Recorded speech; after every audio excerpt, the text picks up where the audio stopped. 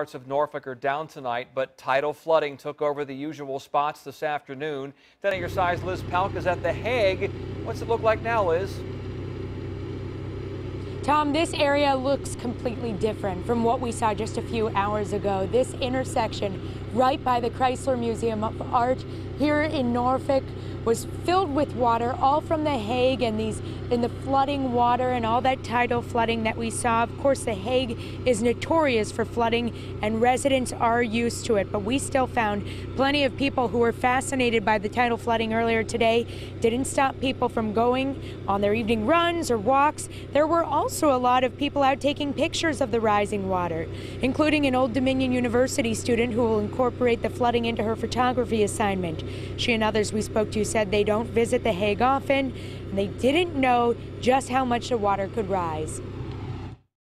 The lighting, just the reflection on the water and everything, it turned out to be like an interesting photo because I did take a few pictures of the flooding just because of how drastic it is. I've never seen this tidal flooding ever in Norfolk. I mean, I don't live here. I just come by and then come through. But this surprised me, so this is different. I've seen high tide, but I've never seen it come all the way onto the road where you can't even cross it.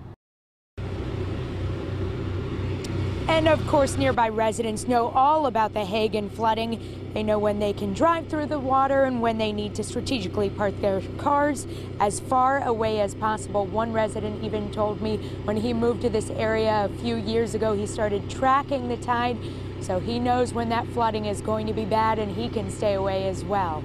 Live in Norfolk, I'm Liz Palka, 10 on your side. Remember, you can get the latest flood advisories, live radar views, and other information anytime on our Wavy Weather app. It'll come in handy this weekend.